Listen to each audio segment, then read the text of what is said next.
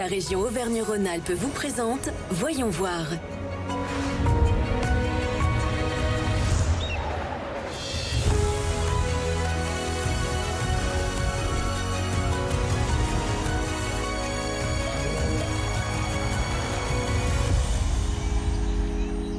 Au moment où se tient le Salon international de l'agriculture à Paris en cette fin février, la profession traverse une profonde crise qu'elle fait savoir sur l'ensemble du pays.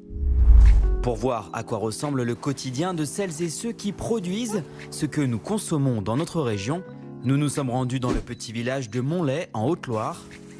C'est ici que Laurine Rousset élève son cheptel de vaches laitières. Chaque année, pour les bovins, il y a une lettre, comme les chiens et les chats. Cette année, on est sur la lettre V. J'en ai eu 4, donc il y a Victoire, Venise, Violette et Vénus. Et il y en a plein d'autres qui devraient arriver. Quand elle a repris l'exploitation familiale il y a 6 ans avec sa maman, elle s'est tournée vers la production de lait bio. Le laitier passe tous les 2 jours. Aujourd'hui, il y a une production de 2689 litres. Pour parvenir à cette production, Laurine travaille environ 70 heures par semaine. Mon quotidien, c'est nourrir les animaux, en prendre soin, veiller au bien-être animal, faire la traite. C'est aussi le travail des champs. Donc on n'est que toutes les deux avec ma maman, mais on y arrive, on se débrouille. Donc les travaux des champs, les labours, les semis, les récoltes. Et ce qui fait que les journées, elles sont très très remplies, de 6 h du matin jusqu'à 8 h du soir. Souvent, des fois la nuit, il y a des vélages. Donc ça aussi, ça fait partie du métier. Mais tirer un veau quand tout se passe bien, c'est la plus belle des choses. Laurine aime passionnément ses animaux et son métier, mais son quotidien s'agrémente aussi de plusieurs frustrations. Quand je me suis installée, c'est vrai qu'on prônait énormément l'agriculture biologique. Sauf qu'aujourd'hui, je pense qu'on est un petit peu dans une impasse où on voit que le consommateur n'arrive pas à avoir le pouvoir d'achat pour répondre à cette offre.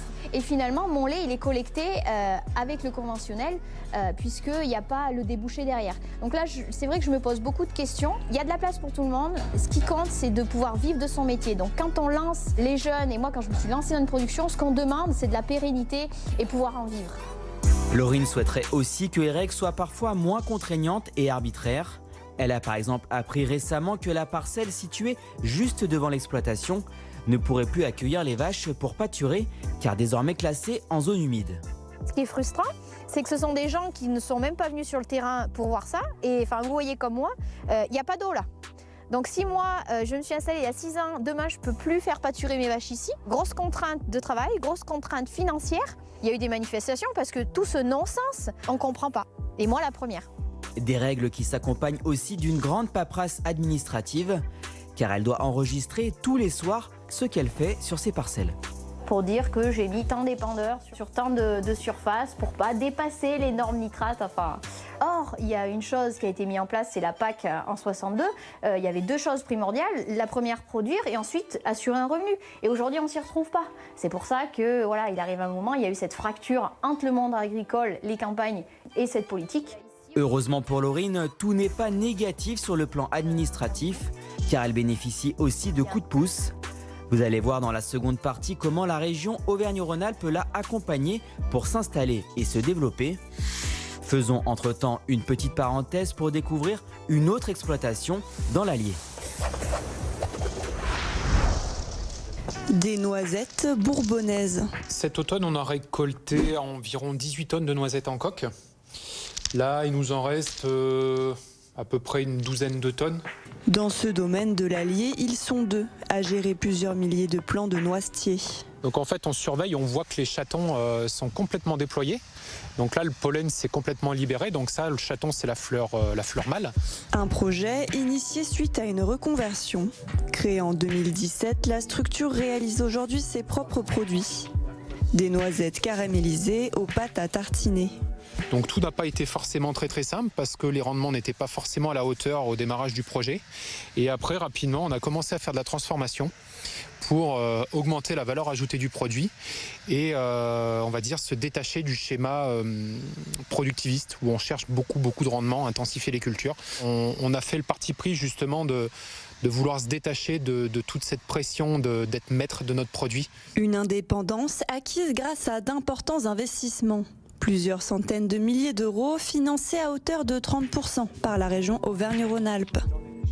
Une aide qui a permis de financer des machines facilitant la récolte et le traitement des noisettes, ainsi qu'un laboratoire permettant leur transformation. Il y avait déjà le plus gros bloc, c'était la mesure diversification qui a permis l'achat des plants, toutes les machines qui permettaient de réceptionner le matériel autre que le laboratoire. Et après, on a fait la mesure 422. On l'a sollicité 3 fois. Une fois pour la casseuse, elle rentrait dans ce cadre-là. Une autre fois pour la première phase d'investissement labo et une 3e fois pour la 2e phase d'investissement dans le laboratoire. Aujourd'hui, le couple produit, transforme et vend ses noisettes directement auprès du consommateur. Le tout en local pour un produit entièrement maîtrisé qu'ils présenteront au prochain salon de l'agriculture. Retour en Haute-Loire sur les installations du GAEC du Pont de la Paire, où Laurine élève son cheptel de vaches laitières. Après nous avoir expliqué les raisons de son ras-le-bol, elle souhaite aussi nous faire état du soutien qu'elle a reçu de la région en nous présentant son bâtiment principal. Lorsqu'on a fait le choix de se mettre en agriculture biologique, il a fallu faire attention à l'espace de vie des animaux, c'est-à-dire une surface minimale, notamment dans l'aire de couchage, et une surface aussi minimale pour l'espace en fonction du nombre de vaches présentes. Il a aussi fallu garantir une stabulation libre, c'est-à-dire un mode de logement où les vaches peuvent se mouvoir facilement afin de manger et boire quand elles le souhaitent. Quand elle s'est lancée, Laurine a perçu la dotation Jeune Agriculteur pour avoir de la trésorerie et réaliser des investissements. J'ai eu la chance, comme on a tous la chance, d'avoir l'aide de la région. Aujourd'hui, dans ce bâtiment, la région m'en a financé un tiers. Avec ce bâtiment, j'ai fait travailler une équipe de charpentiers, j'ai fait travailler des maçons, j'ai fait travailler un électricien. Donc tout ça, c'est une économie locale et je pense que la région l'a bien compris puisque c'est de l'argent qui n'est pas perdu. Et puis, la concrétisation, c'est que grâce à l'aide de la région, donc j'ai pu mener à bien mon projet. Et aujourd'hui, on a fait une étude récemment avec ma maman en GAEC. On nourrit 1655 personnes grâce à cet outil de travail. Donc ça, je pense que c'est la meilleure récompense pour la région qui aide les agriculteurs. Des aides pour construire les bâtiments, mais également pour clôturer les parcelles à l'extérieur. Sur des terres de plusieurs hectares, Laurine avait besoin de créer des délimitations qui chiffrent vite. J'ai fait un investissement quand même de 12 000 €. J'ai pu bénéficier d'une aide de la région à hauteur de 4 500 €. J'ai planté 2000 piquets en 2 ans. Mais voilà, c'était un investissement nécessaire pour la sécurité des animaux, pour la sécurité d'autrui aussi. Quand vous avez la route, vous avez un chemin et pour être serein aussi, il faut que les animaux soient parqués en toute sécurité. Il ne faut pas être sans arrêt appelé parce que les animaux sont dehors. Donc ça aussi, ça a été un sacré coup de pouce et c'est vraiment une aide concrète. Comme Laurine, ils sont plus de 1000 jeunes du territoire à avoir été soutenus par la région au cours des dernières années pour s'installer ou pour reprendre une exploitation. À ce titre, Auvergne-Rhône-Alpes possède la dotation Jeune Agriculteur la plus importante de France.